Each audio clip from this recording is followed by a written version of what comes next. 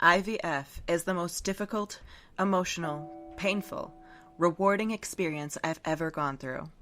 After being married for 5 months, I got a call from my husband that no one should ever have to get. My husband was diagnosed with testicular cancer.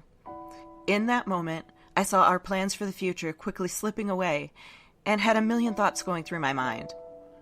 What is the prognosis? What type of treatments will he need? How long will the treatments take, and what are the physical, emotional side effects he will have to endure? Will we be able to have children? Thankfully, the cancer was caught early and was able to be removed with surgery, and he didn't need chemo or radiation.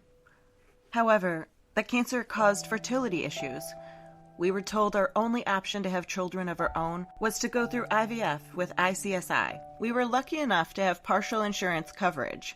Not everyone is lucky enough to have any coverage at all for the procedures and medications.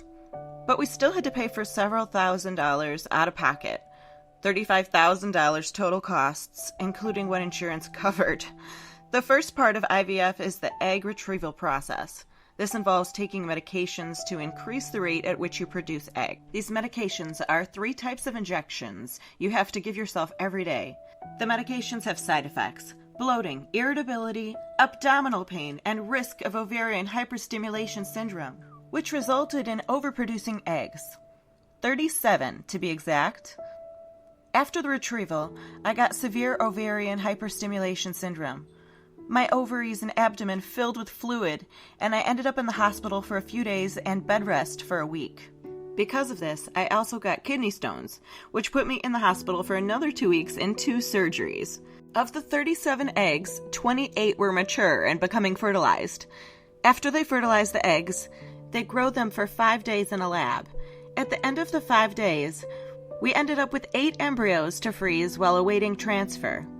Because of the health issues I had after retrieval, our transfer was pushed back 3 months after retrieval to prepare my body for the embryo transfer. I had to take estrogen pills and patches, as well as progesterone intramuscular injections, which are self-injections every day for 2 weeks before transfer until the end of the first trimester. To say these injections are painful would be an understatement. After the embryo transfer, you wait 2 weeks before you have a pregnancy test to see if the embryos took. We decided to transfer 2 embryos as the procedure is expensive and painful, and we knew we couldn't do it again anytime soon if it didn't take. At my first ultrasound, we found out both embryos took and we were having fraternal twins. We were beyond thrilled. We were able to hear the heartbeats and everything looked good. At our next ultrasound at 8 weeks, one of the twins didn't have a heartbeat. The doctor believes there was a genetic issue with the embryo which caused a growth that was visible on an ultrasound. Once the growth got to a certain point, the baby stopped growing and the heart stopped.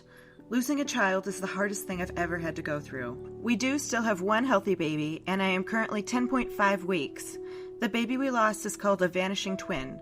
It will continue to get smaller and smaller. It will continue to get smaller and smaller until it's gone.